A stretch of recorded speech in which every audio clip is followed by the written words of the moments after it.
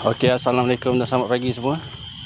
Hari ini 30 hari bulan 11 2025 dan saya sekarang berada di Hutan Bandar di Johor Bahru.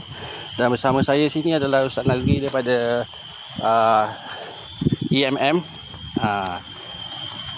Eksplorasi Misteri Mistik. Tengok, ini cakap apa, ada lipan, ada snake, ada tebuan, ada kalajengking kan. Dalam ni mesti ada lagi ni, mungkin buaya ni. Tak buaya pun. Jabatan landscape.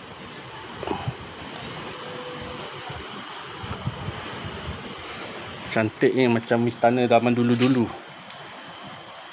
Dapat duduk rumah macam binaan macam ni, cantik Baru sebut nampak tu.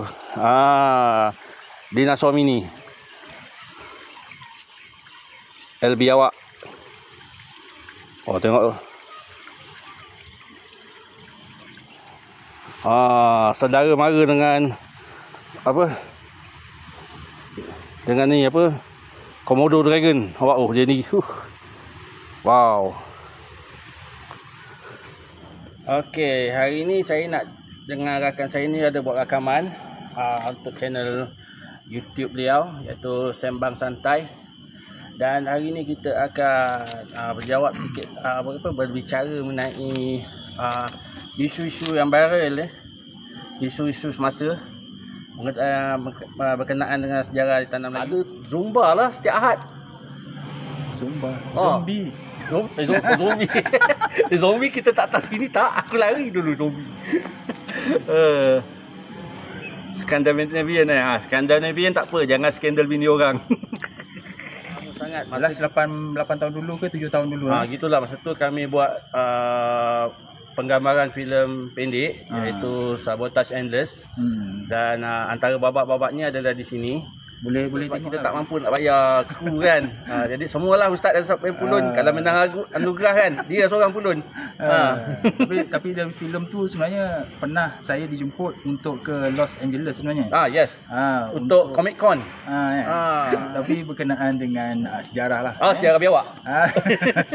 Dia biawak tu kita ketepikan. Okay. Kita sejarah bangsa Melayu lah, terutama dekat tanah Melayu ni. Jadi biawak tu bahasa Melayu kalau bahasa Inggerisnya monitor lizard. Jangan takut. Pokok-pokok masih dikekalkan kehijauannya. Biawak-biawak masih dikekalkan lagi dia punya habitatnya. Tadi kami jumpa 2 ekor biawak besar. Itu. Jadi kita kembali kepada topik kita pada hari ini. Biawak. Bukan biawak. Jadi saya end dulu live saya. Jadi saya ucapkan terima kasih banyak-banyak sebab sudi tonton live saya tak seberapa ni.